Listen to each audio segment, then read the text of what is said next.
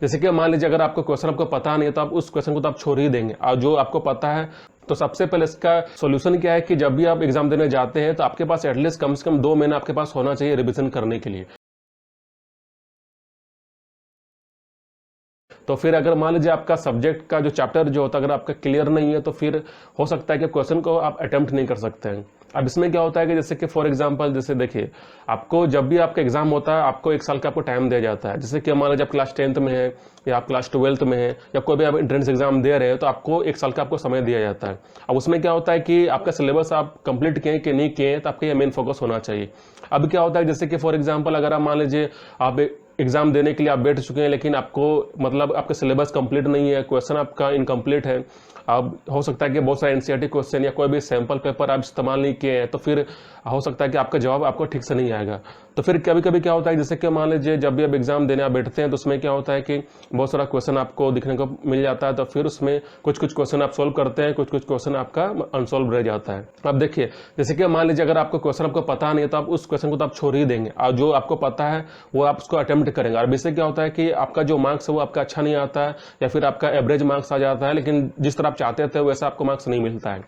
तो यहाँ पर क्या होता है जैसे कि फॉर एग्जांपल अगर मान लीजिए अगर आप 1 साल तक आप पढ़ाई नहीं करते हैं या फिर जब आपका एग्जाम आता है फिर आप 2 महीना पहले आप स्टार्ट करते हैं तो उससे क्या होता है कि आपका सिलेबस बहुत सारा हो जाता है। अब फिर क्या होता है कि जब भी आप चैप्टर को स्टार्ट करते हैं या फिर बहुत सारा आपका लेसन रह जाता है, आपका चैप्टर रह जाता है, तो फिर इस कारण से क्या होता है कि आपको पता नहीं रहता है कि कौन सा चैप्टर को हम पहले कंप्लीट करें और कौन सा चैप्टर को हम छोड़ दें। अब इसमें क्या होता है कि देखिए क्वेश्चन तो आपका आता ही है, लेकिन इसमें क्या है कि अगर मान लीजिए बहुत सारा चैप्टर आपका अगर इनकम्प्लीट रहेगा तो फिर इसमें क्या होता है कि आपका अच्छा आपको मतलब जवाब नहीं मिलेगा, अब अच्छा आप अटेम्प्ट नहीं कर पाएंगे, फिर आपको बहुत ही एवरेज आपका मार्क्स आएगा। तो सबसे पहले इसका सॉल्यूशन क्या है कि जब भी आप एग्जाम देने जाते हैं तो आपके पास एटलीस्ट कम से कम 2 महीना आपके पास होना चाहिए रिवीजन करने के लिए। अगर आप मान लीजिए आप 2 महीना आपके पास बचा हुआ है लेकिन आप उस महीना में आप रिवीजन नहीं करते हैं और उस महीना आप क्या कर रहे हैं कि आप मतलब आप चैप्टर को स्टार्ट कर रहे हैं, आप कॉन्सेप्ट को समझ रहे हैं या आपको आप चैप्टर को आप शुरू कर रहे हैं, तो इससे क्या होता है कि आपके पास रिवीजन का टाइम नहीं मिलता है। अब जैसे कि मान लीजिए 2 महीने का आपके पास समय है और उसमें आप क्या करते हैं कि आप जल्दी से जल्दी आप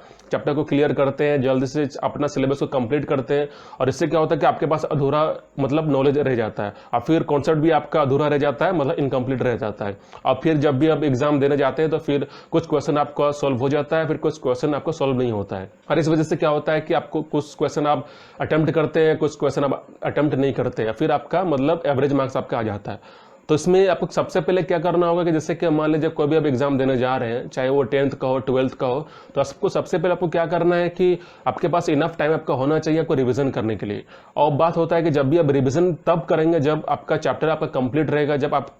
पूरा सब चैप्टर का आप अच्छा से आप क्लियर करेंगे, आप क्वेश्चन सॉल्व करेंगे या फिर जितना भी जो डाउट है उसको आप क्लियर करेंगे। लेकिन क्या होता है कि आप रिवीजन अपनी कर नहीं पाते हैं, क्योंकि जब रिवीजन का टाइम आता है तो फिर आप क्या करते हैं कि आप उस समय आप चैप्टर को स्टार्ट करते हैं, उस समय आप मतलब बहुत सारे सब्जेक्ट को पढ़ते हैं, आप सिलेबस को कंप्लीट करते हैं, तो फिर आपको ऐसा नहीं करना है। देखिए कभी कभी क्या होता है जैसे कि मान लीजिए जब कोई भी सब्जेक्ट आप अटेम्प्ट करते हैं तो सबसे पहले आपका एक जवाब होना चाहिए कि आप उस चैप्टर को कंप्लीट किए कि नहीं किए। जब तक आप उस चैप्टर को कंप्लीट नहीं करेंगे, जब तक आप कॉन्सेप्ट आपका क्लियर नहीं रहेगा, तब तक आप किस तरह आप एग्जाम में आप अटेम्प्ट करेंगे क्वेश्चन को। तो इसीलिए सबसे पहला जो स्टेप क्या होता है कि जब भी आप एग्जाम देने जाते हैं तो आपके पास एटलीस्ट 2 महीना आपका पास होना चाहिए उस सब्जेक्ट को रिवीजन करने के लिए, या फिर जितना भी आप एग्जाम, इससे क्या मान लीजिए आप 10th बोर्ड का एग्जाम दे रहे हैं या फिर आप 12th बोर्ड का एग्जाम दे रहे हैं, तो आपके पास एटलीस्ट 2 महीने का आपके पास समय होना चाहिए, ताकि आप उस 2 महीने में आप क्या कर सकते हैं कि आप सारा सब्जेक्ट का आप रिवीजन कर सकते हैं, आप सारा सब्जेक्ट को फिर से रिवाइज करके फिर आप प्रैक्टिस कर सकते हैं, आप खुद को इंप्रूव कर सकते हैं, आप खुद को अपडेट कर सकते हैं।